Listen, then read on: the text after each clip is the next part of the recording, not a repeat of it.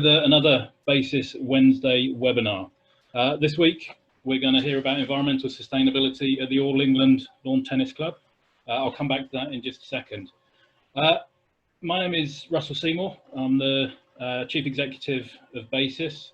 That's a bit I usually forget to do. Those of you who knew me before lockdown probably don't recognise me anymore. Really looking forward to the Barbers opening next week. And just on next week, very briefly, just mention that next week we've got a conversation with Lord Deben as our Wednesday webinar. He's the chair of the Committee on Climate Change.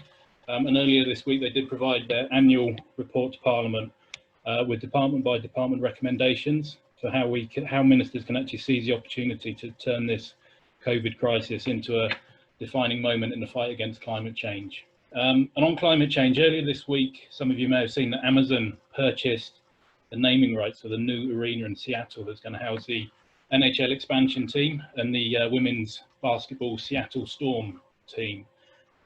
They're not calling it the Amazon Arena. They've decided to call it the Climate Pledge Arena. There's been some comment on social media, etc., about the irony of Amazon with Climate Pledge, but they've undertaken to be climate neutral.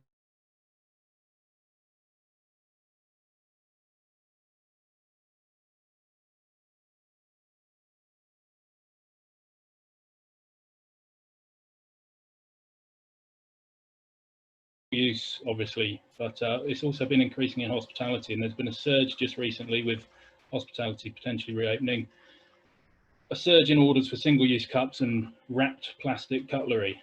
But this week advice came out from about 120 public health scientists, and we highlighted this on the Basis website, that reusables are perfectly safe, or at least they're as safe as single-use products.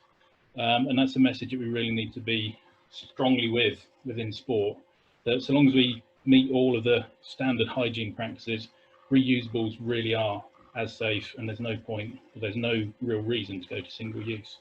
But we did see the impact of plastics.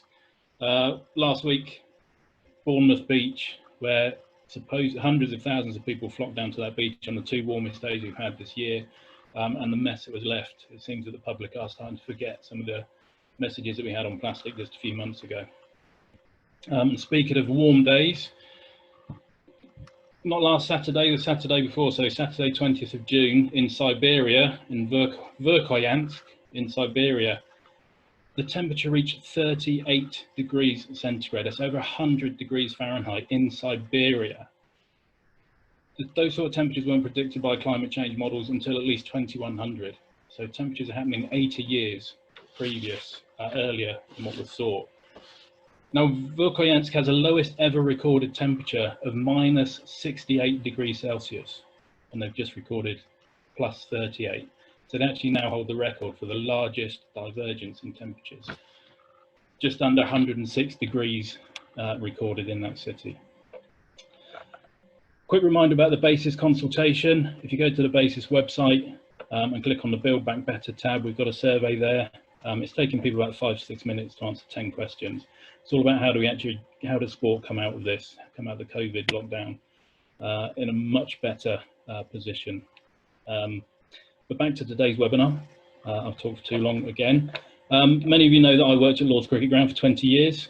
And my top 3 sporting events throughout the entire period, from third to first, is the first Lord's Test match of the year, the second Lord's Test match of the year, but number 1, and it's always been number 1 for me, is the championships at Wimbledon. For me personally, it's the greatest sporting event that is put on anywhere in the world. Obviously, the championships have been cancelled this year. They would have started this week, but now we've got an opportunity to hear about the great sustainability work that's taken place in SW19. And we've got Hattie Park, the All England Lawn Tennis Club's sustainability manager and the head of estate development, Justin Smith, to talk to us about the work they've been doing. The All England Lawn Tennis Club have been a member of Basis for many years, and it's a pleasure to welcome both of you. So I'll hand over to Hattie. Thank you very much. Hello, everybody. Thanks, Justin, Russ, for that introduction. Justin is hopefully visible on the top of your screen as well. There he is waving. I'm going to take us to Wimbledon. We can't go there in person this year, but we can have a look at some nice pictures, and I can do a kind of case study of what we're doing in terms of environmental sustainability. So I've got some images. I'll just share my screen.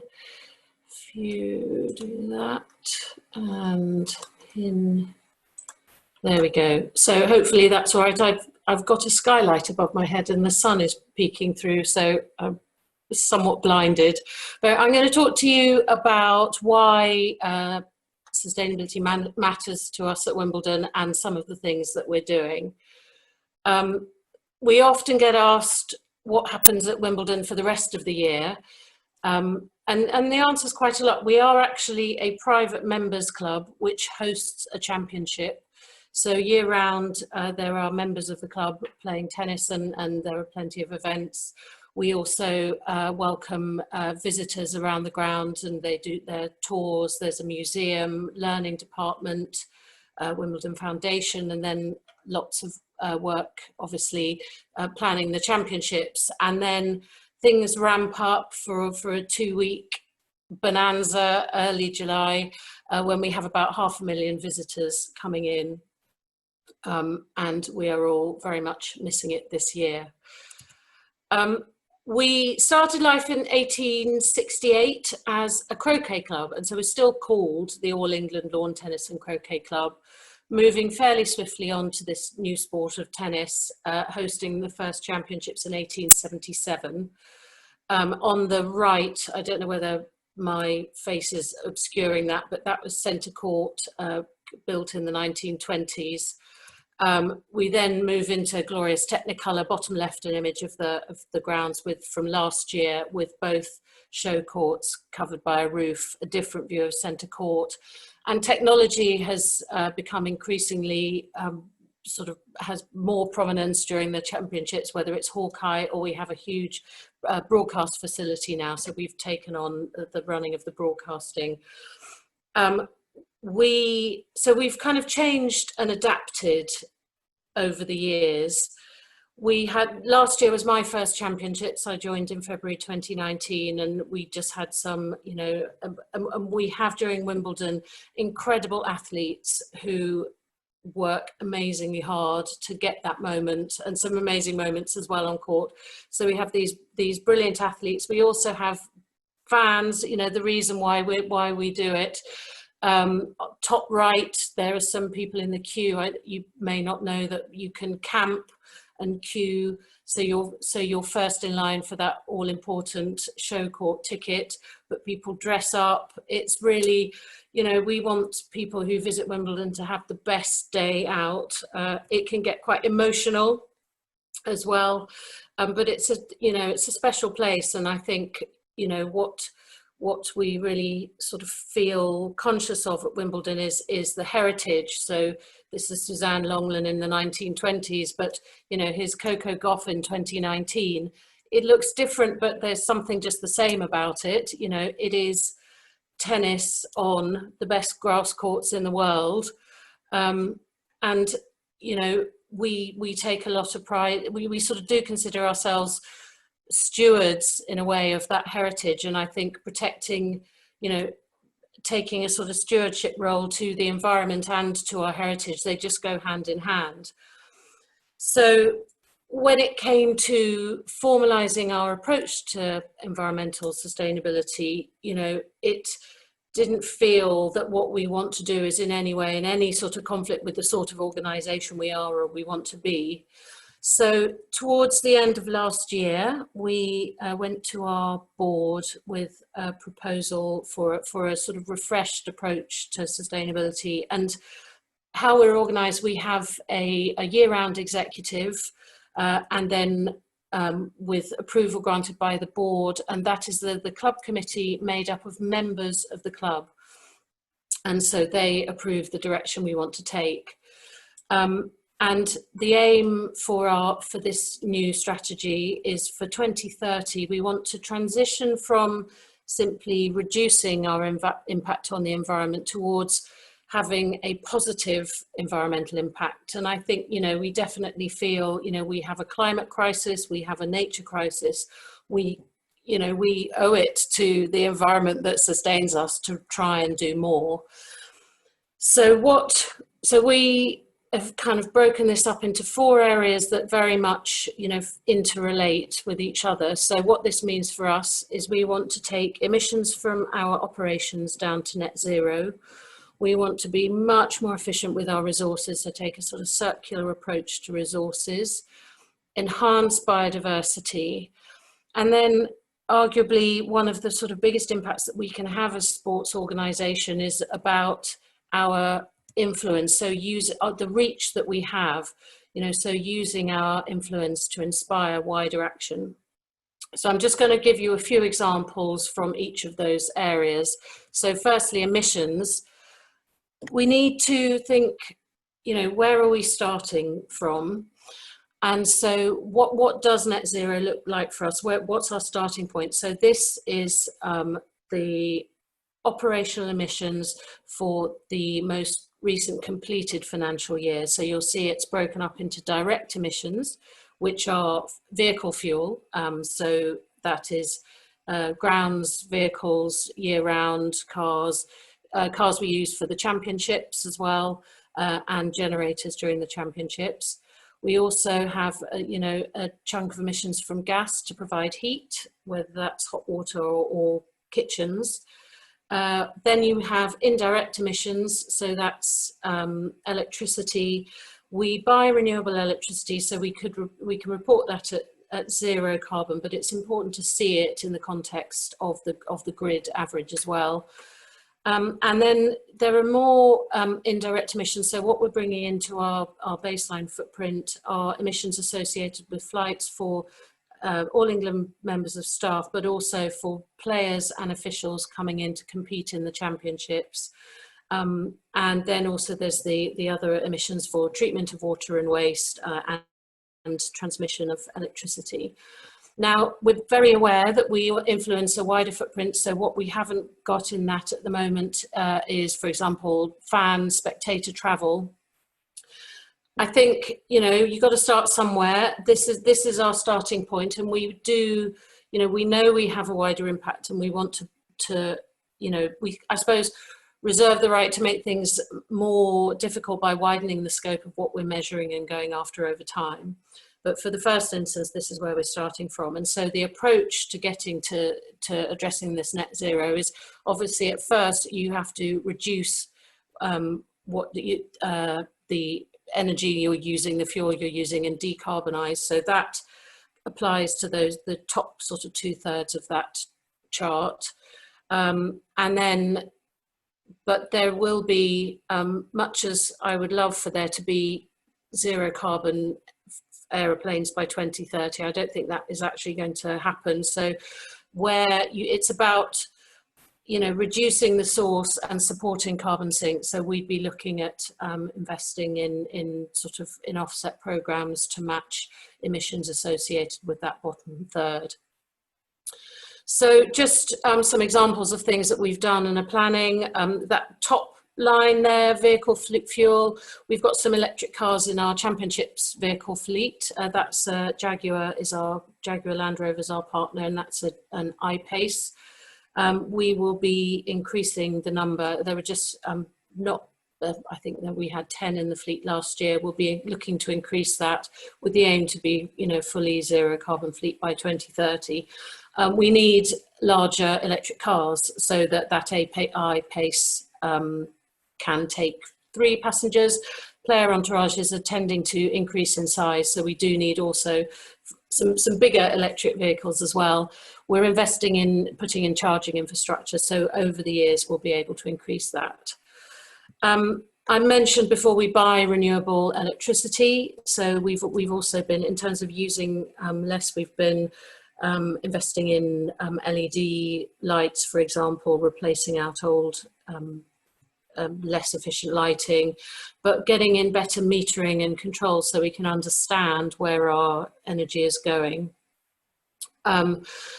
Those are things where we're able to measure. It also, obviously, you know, the things that we buy and sell, and the you know, food, for example, has an impact on emissions. And so We've also been introducing both year round and during the championships, you know, working together with Compass, our partner, our food and drink partner, more vegetarian, vegan food. So during the championships, for example, at all of the food outlets, there's always a vegetarian or vegan option available. And also to the point, the iconic Wimbledon strawberry, you could get that with vegan cream for the first year last year. And we have electric lawnmowers, so the beautiful stripes on that lovely grass court applied with an electric lawnmower powered with renewable electricity. We have a lovely image library, and I was just thinking, you know, the old ways that were often the greenest, came across this image of our first ever groundsman, Thomas Coleman, and just thinking if only we could have leapfrogged from this low carbon way of looking for the courts straight through to the electric, that would have been great without that messy diesel fossil fuel in the middle. We still have that roller actually around the grounds. But the big opportunity for us really is thinking about the future. So, you know, moving beyond incremental improvements to ways that we might really sort of tip the balance. And so the images that you see on the right, an aerial image of the grounds. The bottom left of that is currently in construction. It's a new indoor courts building. The image on the left shows a front-on view of what it's going to look like, and we're going to have some solar, I think 200 or 300 square meters. I better double check that, but we have some solar, and that will be a first for us. We haven't so far had any solar PV, but you know, we're looking to other places where we can do that in future as well, and having a much more sort of efficient energy center. So making us able to decommission less efficient plant by connecting it to the more efficient plant that we will have in that building. And then on the right hand side, you can see that the club and the golf course, in 2022, the golf course will be coming back into our control, and the point of that is that we want to bring the qualifying tournament onto site. So currently it takes place at the Bank of England Sports Ground in Roehampton, a few miles away. So the idea is to bring tennis courts onto that land. And that gives us an opportunity. It's about, you know, enhancing the facilities and the experience of Wimbledon, and you know, things that we can do hopefully to the benefit of the community, but also that's a chance for us to really innovate, and can we get heat pumps so we can really go after decarbonising heat, that chunk at the top of the bar chart I showed you earlier. So you know, we're really, it's early days obviously, but we're really thinking about, you know, what we can do for maximum environmental benefit as well with that project. It's really exciting and an amazing opportunity to have. Resources for us, this means everything, whether it is waste generated during the championships, or water or construction materials. Those are during the championships, it's all about the bins, and I spend quite a lot of time looking in them, maybe pulling the odd thing out and popping it back in the other one. We changed the signs last year, and hopefully they're much clearer, and we did actually increase the amount of waste we got recycled. None of our waste goes to landfill. We have the general waste goes to energy from waste, and then there's recycling. Food waste goes to anaerobic digestion. And again, the approach here is about kind of designing out waste in the first place, reducing and promoting a culture of reuse, and then that sort of circular economy principle of regenerating natural systems. So some championship specific examples here. We have loads of water bottle refills. They're really popular, go down, really widely used. The racket stringers last year, in the past, they would return the rackets to the players in a plastic bag. We worked with them to remove that plastic bag, and it's kind of worth dwelling on that just for a little bit, because in the big scheme of things, it's probably, 3,500 to 4,000 plastic bags, not that much, but actually, you know, symbolically it was really important. And it was actually quite challenging to introduce. We needed to find more space for the stringers. The stringers needed to change the way they worked, but they were absolutely up for it. And we, you know, it was a really nice collaboration that had a sort of an impact bigger than just the impact of the plastic itself, I think. We were also collecting drinks cups that you get your Pimm's and cold drinks in, and coffee cups for recycling. Not glamorous, not a pretty picture necessarily, but we had people working, you know, lovely human beings working, tipping the contents of those white bins and separating out the plastic. So taking the lid off the Pimm's cup, tipping the fruit to go for anaerobic digestion, and getting lots more clean plastic for recycling. But the plan going forward is to move to a reusable model. So that will hopefully eliminate, you know, maybe 500,000 plastic cups and lids by getting a reusable cup, and, you know, promoting a culture of reuse. And that has been, again, a really positive collaboration between us and our, you know, Compass and our food and drink partners as well, who obviously are happy to support us in this, and their drinks will be served in different containers. So again, lots of discussions, but generally positive outcome. And it's frustrating we haven't had a chance to do that this year. But there's more than just the championships waste, and we're also thinking about construction materials. So thinking about when we're at the design phase, can we design, or particularly at construction, can we construct buildings in such a way that they can be disassembled for reuse? So, you know, bolting, not welding, things like that. And that's something that's within the estate development team we're really thinking about as well. Yesterday I was looking at pictures of a water harvesting tank that's going in at our community sports ground at Rains Park. So, you know, need to think about, you know, resources in a wide sense, and you know, we're doing as much of that as we can. I think, you know, during the championships, the tangible experience that people have with what we're doing, it tends to be around food and drink and you know, food containers. So really putting a lot of thought into how we can minimize waste. You know, maybe use different materials, things like just put a parchment under a pizza so that the pizza box can be recycled rather than contaminated with greasy food waste. It's things like that that we're thinking about, you know, what putting in place. This is our living wall that made its debut last year on the side of number 1 court, deliberately planted with flowering plants in order to encourage pollinators. That looks amazing as well.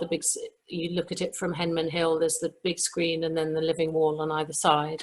And I'm told we've got some wrens nesting in there at the moment.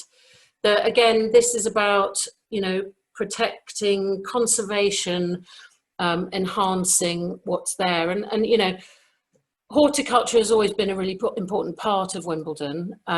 We've got fish. That's a picture of ducks wandering around, taking ownership outside the clubhouse. But it's also about, you know, looking after what we have, and we're lucky enough on the golf course to have some beautiful veteran oak trees. So we're, you know, sort of surveying those, and they're important for their genetic sort of ecology, but also the soil as well around them is really important. So we're going to be collecting acorns from those trees in order to germinate from them, to kind of preserve that gene. And they tend to be, you know, very resistant to hopefully resistant to climate change as well. And then thinking, you know, for 2 weeks in a year, the eyes of the world turn to the All England. So this is something that I think, you know, we can definitely do more of, which is, you know, Wimbledon is about tennis and the kind of pinnacle of tennis excellence, but it's also that we do have an opportunity to talk about the other things that we care about. And again, so this is about collaborating, working with our commercial partners, education, partnerships, and it tends to be, I think there are plenty of you on this call who work in sustainability. What's very nice is it is, you know, sport is quite competitive, but this is perhaps a less competitive area, and people tend to be willing to share best practice, talk about what's worked or not worked for them. And I mean, you know, the bottom line is we do have to work together with you know, the climate crisis. We either all win or we all lose. So some examples here on the right hand side, we had an area last year in the championships in the southern part of the ground that was a sustainability area. Again, that was done in partnership with our commercial partners, talking about planet-friendly food and drink, low carbon travel, circular economy. We had players coming down, the media came down and did little films down there. So, you know, it was really well received. On the left there, you've got Kevin Anderson, one of the top players. He's very passionate about environment, and he did a little film with our stringers talking about what they were doing, the changes that they were making. We had a team of eco champions. They helped people understand what could go in what bin, and as part of their training, we took them to where our waste goes, so to the energy from waste plant and the recycling plant, so they could absolutely see for themselves what happened, the journey of, you know, a bottle or something like that coming out of Wimbledon. And so they were able to talk, you know, hand on heart, say, yes, I've seen it, talk with confidence to the guests. And I think that's a really important thing to do. I mean, it's been very helpful for me to see exactly what happens. And, you know, you can then genuinely stand there and say, I know exactly what happens to our waste. And also then the waste contractor, then they follow the waste as well onto the next stage of the journey. But, you know, participating in things like this is really helpful for learning and finding out what other organisations are doing. There is a consortium for sustainable TV production hosted by BAFTA called Albert. They're just launching a consortium for sports broadcasters, so we're going to be involved in that. And again, that will be a really good way for all of the sort of host broadcasters or sports broadcasters to collectively come up with sort of common standards of suppliers, you know, kind of raise the bar collectively and talk with one voice. So we're looking forward to being part of that group. And then we signed up last year to the UN Sport for Climate Action Framework, and that commits you to adhering to a set of principles. And, you know, there are sort of two sides to it, again, about taking action and using your influence. And, you know, I really like that as a framework.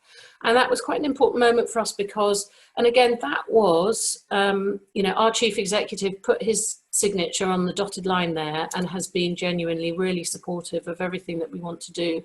But again, that was a collaboration. We went to a conference hosted at the French Open. So there's a lady there called Viviane who does a similar job to me, been there several years, and she, you know, really pushed that. There was a really nice conference. She pushed that through, and we had all of the 4 Grand Slams sitting there committing to take action on climate change.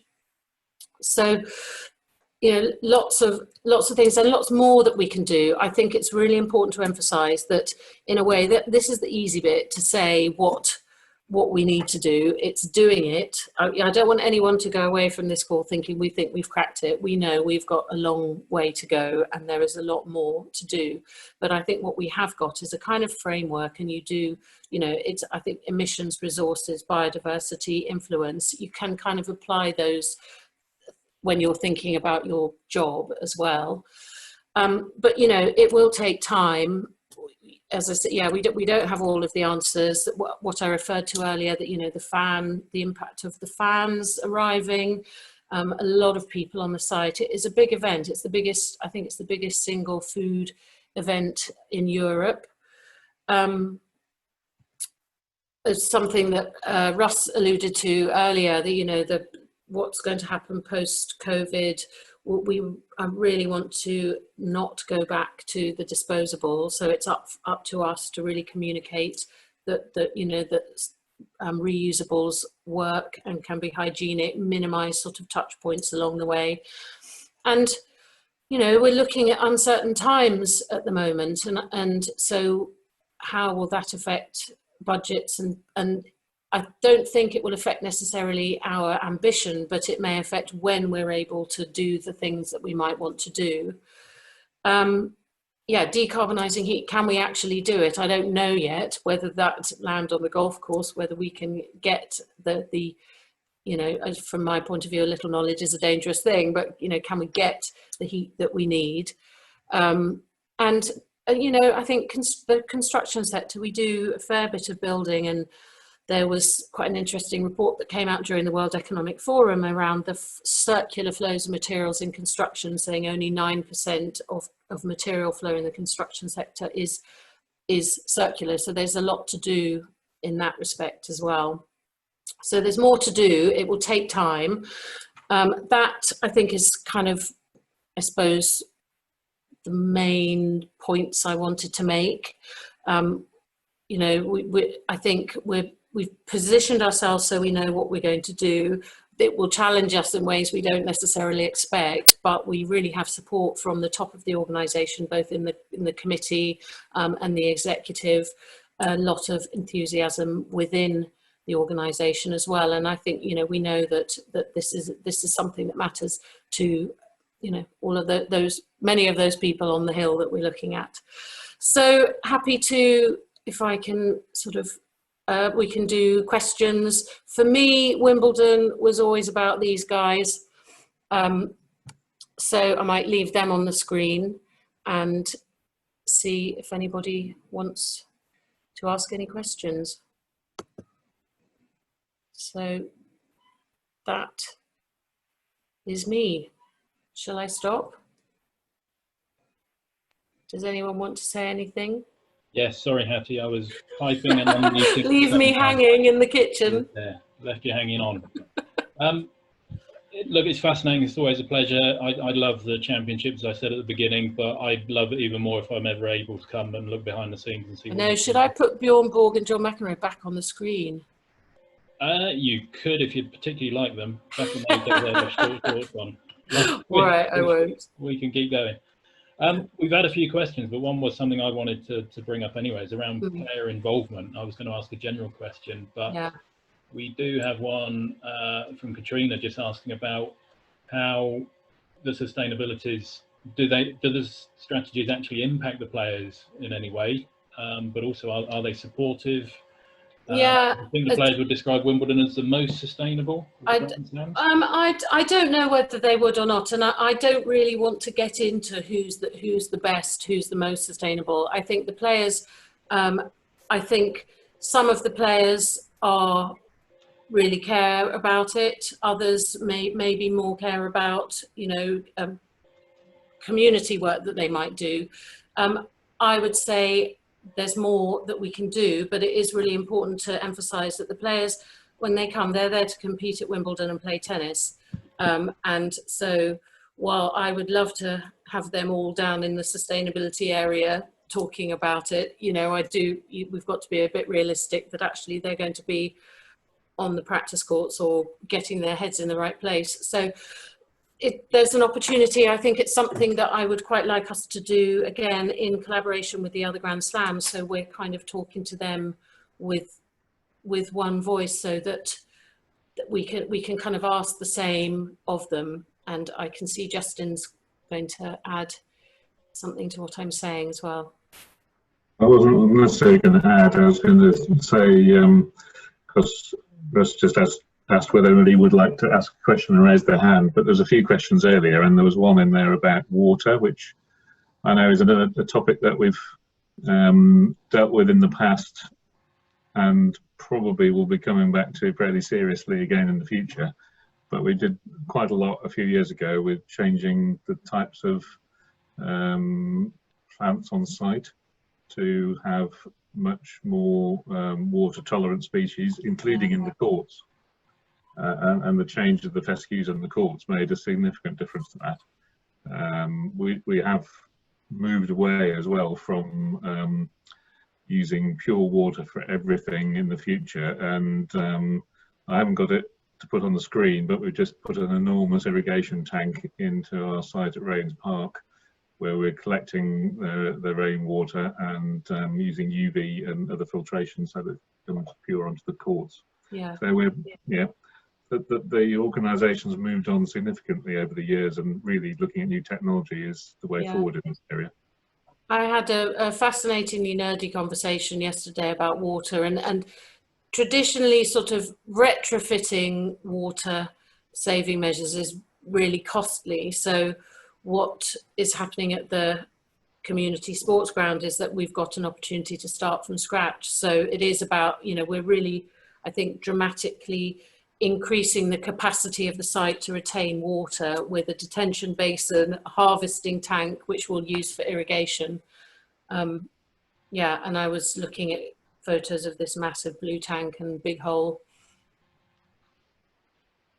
There's still a lot of work going on, even without maybe because the championships aren't going on, you're able to do a lot of work. You mentioned about the board being really supportive. Yeah. I'm just interested in what did you have to persuade? I mean, were you actually in the actual presentation? Did they jump on it immediately, or was there a lot of persuasion to take this on board?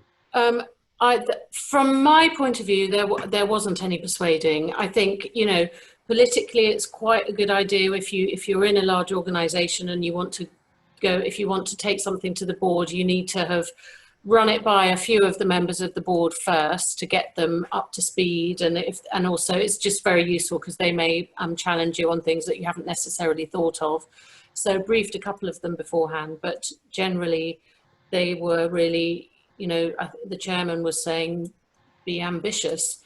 Justin was there much longer than I was, exactly, and so he might have a different, I think the whole climate thing has changed a lot in the past 2 years, and for those Hattie, even the years before you joined, our board, 110% supportive of all of this. Yeah.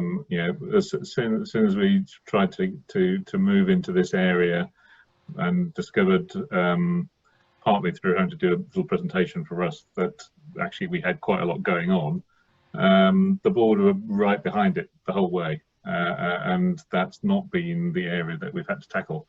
What we have had to tackle is all the challenges that go with trying to achieve some of these things. The way that particular thing about the fruit and the cups was a fantastic example. Some things have been a lot more straightforward than others. Yeah, I think that's always the way in sustainability, and you're playing some things off against others at times as well. There are 2 or 3 directions this could go, but I wanted to sort of pursue the board question a little bit as well. Maybe bring in a question from Tanya, which is just asking about cost. You've done so much good practical stuff. Yes. Is this a significant cost? From an operational perspective, is it actually costing any more? Obviously, the investment in infrastructure, etc., is an outlay. Operationally, does it cost more to do the things you're doing? Shall I start, Hattie? Yeah, you go. Oh, you're going to go? No, you. Well, yeah, okay. So some of the first things we did, I mean, one of the early ones was just looking at changing to a more sustainable energy source. And when we looked at the market, I was amazed that actually our energy use is high, but the actual cost differential was relatively small, and it wasn't even it was an exchange of email type conversation to make some changes. So slightly, spend some money for the right reasons, and I think we've spent money for the right reasons in other places. We aren't necessarily looking to save money, but we're not obviously looking to expend it for not the right reasons. I think some areas in the long term, I could see us being more efficient, and particularly around the construction side of things. Yeah. The earlier you build in construction terms, the earlier you build it in to the design, the less it's going to cost you. It's often retrofitting, which can be expensive, and there probably are some upfront costs. So, for example, introducing the reusable cups, we will have to invest in different collection points, but they will, we will use them, year after year, I suppose, and the cups themselves. One thing I have noticed is anything that involves a lot of people is where it starts getting Yes. Costs start increasing quickly. But some of those things are the right things to do, so that's not necessarily an issue. Okay, yeah, good. I want to go back to your 2030 aspiration as well, Hattie, and that it's going to be a positive impact, not just going to be sort of neutral, but you've got that word positive in there. Yeah. You actually know how you're going to measure that? So I suppose I've come up with something that I think is right for us, and I think if we, with all of those 4 areas, if we bring our operational emissions down to net zero, if we enhance biodiversity, if we become ideally a circular resource organisation, and if we can amplify our message by encouraging others to act, raising awareness, educating, for me, that achieves a positive environmental impact. I suppose it sort of came back to the net positive concept that was out there a few years ago. I think these things sort of come and go, but I think, you know, we wouldn't be necessarily having a positive environmental impact by being carbon neutral, but by supplementing it with really enhancing biodiversity. And we have the opportunity, you know, we're lucky that we have the opportunity to do that, because we have this, you know, the golf course across the road, you know, the sort of heritage of being a sort of green site. But, you know, we need to do all of those things. See, I found a picture of the irrigation tank. You want me to put it up? Go on then. We'll see if I can. Yeah. Russ, is that all right? I'll give it a go. Immediately, I can't find the button. I immediately lost the button that said share your screen. Where's that gone? It should be on the bottom. Yeah, it was there a minute ago. Sorry. Yep, let's come back. Right. Oh, I can't do that. Participant sharing. Never mind. Find it. Maybe send it over to Hattie. I think you need to be a host. Well, I did, because I am a nerd, I also have got the photos. So I can also share it. Hang on. While just you're doing very it, quick look at a water harvesting tank in a big hole. Can you see that? There we go. So where is that? That is our community sports ground in Rains Park. Okay. But that's 3-4 miles away from the main grounds, but it's where we've built a lot more grass courts for the community use for practicing. Yeah. We've got indoor courts, all sorts of things. So we've been developing that ground, and actually it's a useful test site in the future as well. Yeah. Excellent. We got a hand up from Jade. Jade, can you unmute and come in and ask a question? Yeah, I can. Good afternoon, Jade from NG. Hattie, thank you for the great insight into what you're doing over at Wimbledon, and Justin as well. One of the questions I suppose I've got is really in regards to the impact of COVID. So obviously you've got a great strategy that you've got aligned with up to 2030. Has it had an actual impact in terms of some of the projects you wanted to do? Have they been pushed as a result of finances back, or have you actually used this time to be able to a little bit more of a reflection on what might almost pay for itself through some of the initiatives, and actually to build back a little bit better? I mean, it definitely has had an impact, just through the fact that we haven't had the championships this year. So there are certain things that we were going to do this year, and we haven't been able to do them. And I think one of the things about Wimbledon is that the championships is an annual event. So we get one go at it, and then we've got to wait a whole another year before we can, you know, improve and enhance it. So it's definitely impacted us in that way. And I think also, just the uncertainty of what is coming down the road for us now. I think finances, I don't think we won't do things, but it may take us longer to actually do them. So yeah, I'd say, I don't know if Justin, if there's anything you want to add to that, but it is having an impact, but not quite sure yet. So we've been, instead of cracking on with the tournament and you know, digging things out of the bins, which is what I'd normally be doing at this time of year, thinking about, you know, what we'll do in future as well. So, you know, and working on a staff induction and thinking about that master plan, the golf course, what can we do there? Yeah, thank you. Do you want to just say a few words? I think we don't know exactly what, I don't think anybody knows exactly what the future is. We know what the future was, and we don't really expect to be not doing many of the same things. So I don't think it's really necessarily pushed our direction away from where it was before. I think Hattie's right that we might find different ways of achieving it, because we just might have to be a bit more agile about how we get there than the obvious way that we might have followed previously. But we don't entirely know what that is at the moment. So yeah, I think there's a certain amount of, yes, we haven't changed our plans. We need to emphasise these things as much as we did previously. Thank you. Hattie, could I ask a question? This is a question from Paul Folks. He said, what influence can your impressive sustainability actions at Wimbledon have on the local borough and on London in general, and then obviously the wider world? It's a big question, but it's an interesting one in terms of the local borough, just for starters. Well, I think that's probably in terms of how we have an impact on the borough, because a lot of people descend on Wimbledon to attend the championships.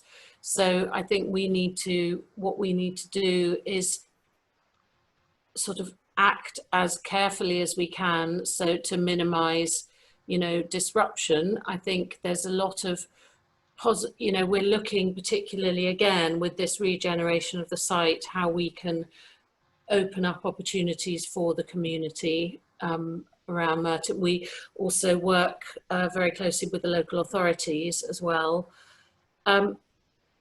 I think, you know, that we then also at Wimbledon, we have the Wimbledon Foundation, which does a lot of work in the community. We have the Junior Tennis Initiative. So I don't think I'm particularly well answering the question, because I suppose I'm sort of. Can I just rephrase my question then, Hattie, to make it perhaps a bit easier? I was more interested in, is what you're doing, can you make Merton, Wimbledon more sustainable? Because what you're doing is amazing stuff. It was not your negative impact on, you know, the people that are coming to it, but can you educate London and Merton and Wimbledon about better sustainable practices by sharing what you're doing more widely? Well, I mean, what I'd actually say, Merton, I don't think Merton need that much education, to be honest. I remember when I was learning, you know, doing my sustainability masters, there was the Merton rule. I mean, I think Merton have actually always been quite progressive. We talk a lot, there's a future Merton team who we talk a lot to. So I think, you know, and I think it's always got to be a two-way thing. I think, you know, the London plan will push us.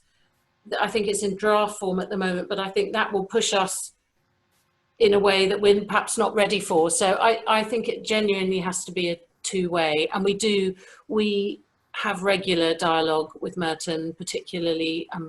I sit in, you know, I report into Justin in the estate development team, and that obviously is, you know, constant dialogue with Merton. And yeah, maybe you need to come over to Kingston and Richmond and teach them then, because we do not have what you have in Merton.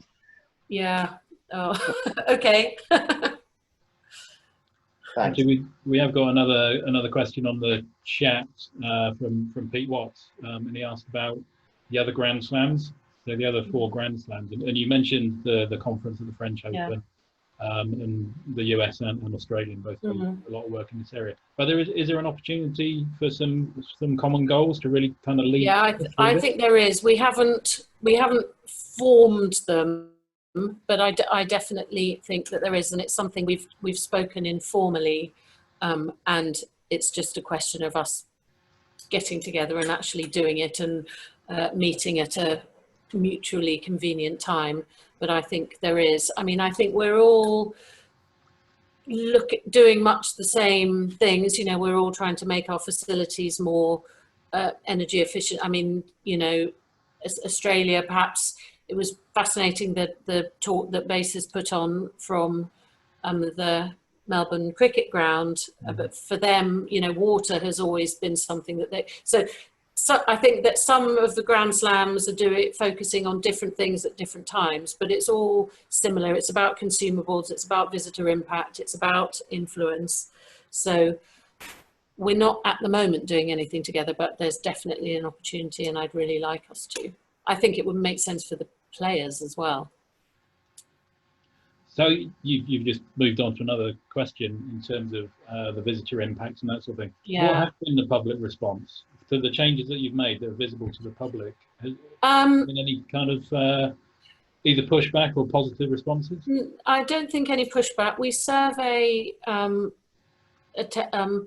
visitors to Wimbledon, and so I think, what can I say, that so we had that area, sustainability area, that scored very well in a visitor survey, which we're quite pleased about. I think, you know, I don't think anyone was, most people I spoke to in there were positive about it. I think people reacted well to it.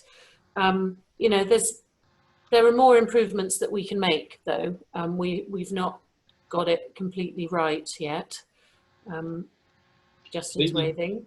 You just mentioned that visitor area, and anybody who watched the Wimbledon documentary on Sunday would have seen about 5 seconds of Hattie speaking to somebody in that sustainability there area. I was again.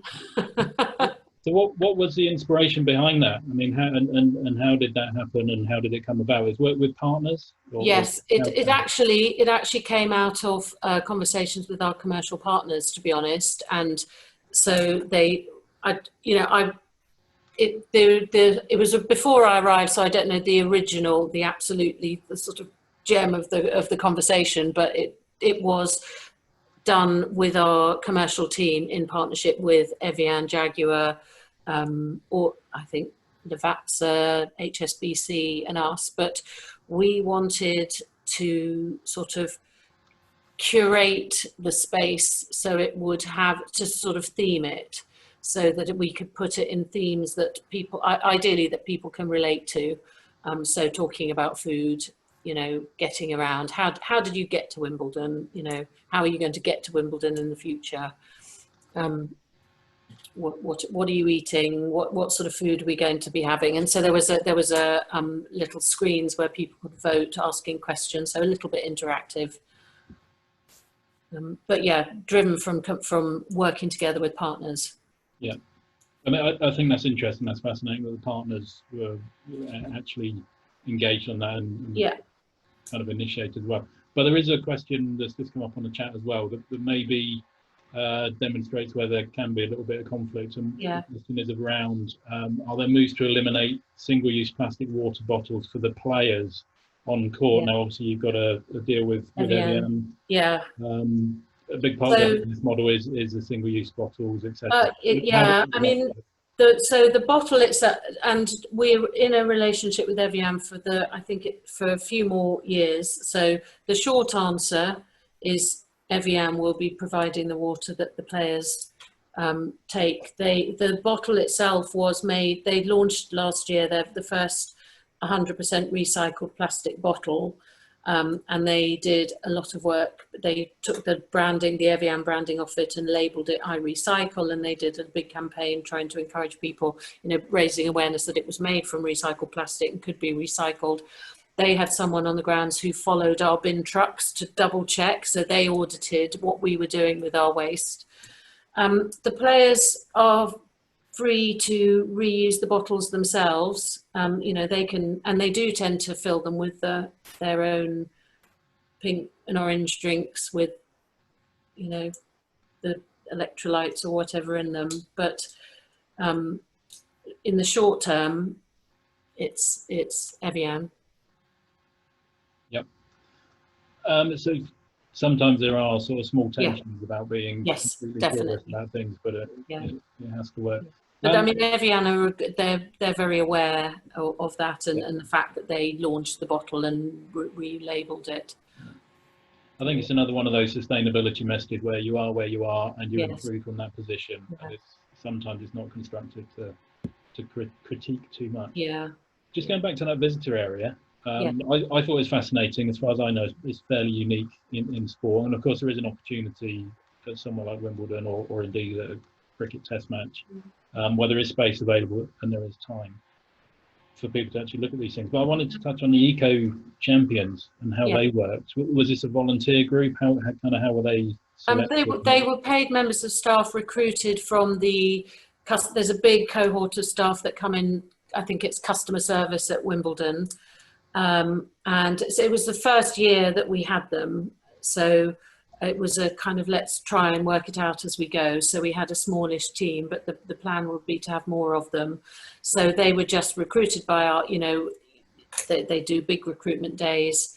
And if there were some that particularly expressed an interest in being an eco-champ, and perhaps some of them were studying environment, they quite often students or graduates, and they were studying environmental subjects. But I mean, we turned them into real sort of ninja recyclers. They were really obsessed with getting bags of really clean. They totally understood, having been to the recycling plant, that you want clean, uncontaminated recycling that goes straight through the plant. So they were really obsessed with, I've got by the end, they're saying, Hattie, I got a bag of the best bag yet of clean recycling. So they were great.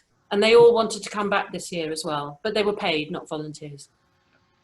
And how did the public respond to them?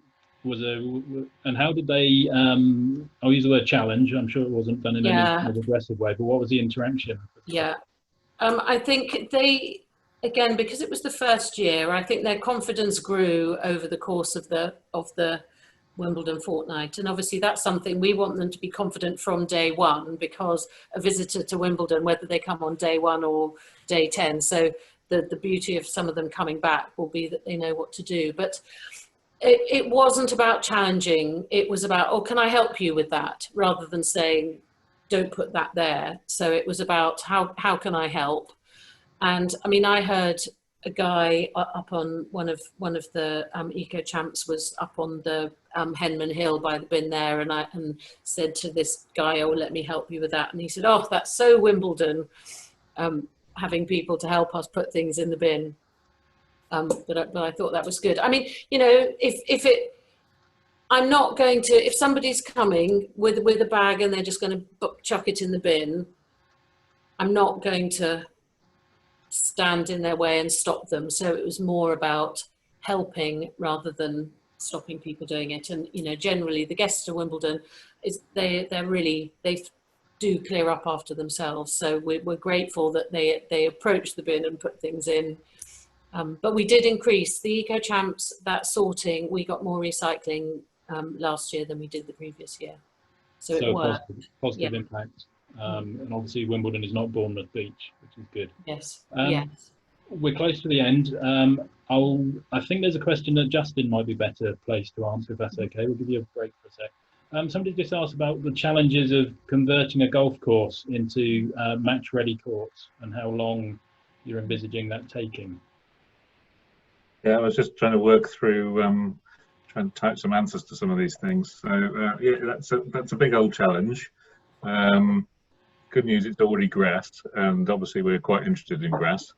So the real challenges are around how do you plan an event on a park that's very historic with some really fantastic features in it.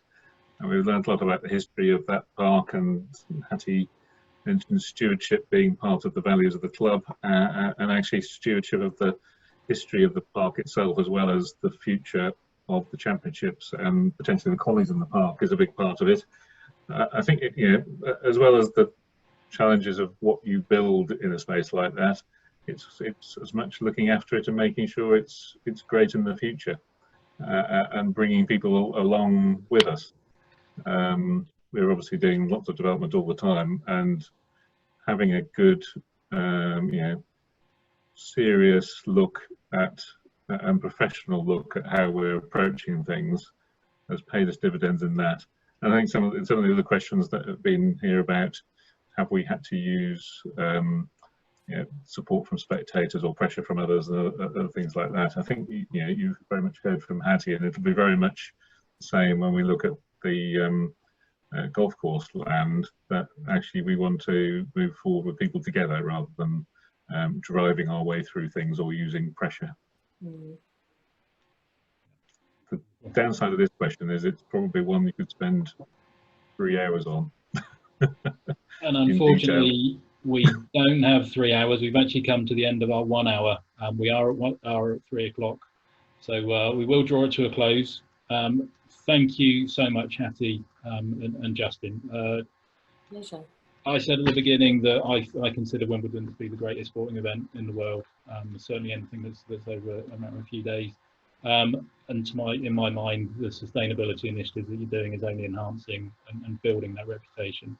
So thank you for today, but generally to you and your colleagues, thank you for everyone for taking that leadership position. Do tune in, everybody, to all of the old Wimbledon matches they're playing. We were just missing Agassi Ivanisevic. Ivanisevic Rafter has just started. I'm just going to run downstairs. Oh, have you? Okay. Put it on. So that's why I'll just finish off my wee bit. Just a reminder that next week we're going to have a conversation with Lord Deben. Lord Deben's the chair of the Committee on Climate Change. This is a man who's been in government, or has been at the heart of government on these issues for years, if not decades. And it should be an absolutely fascinating session to understand what happens there. And we're actually looking at possibly winding down the Wednesday webinars. We're thinking that possibly the 15th of July may be the last one of these Wednesday afternoon sessions.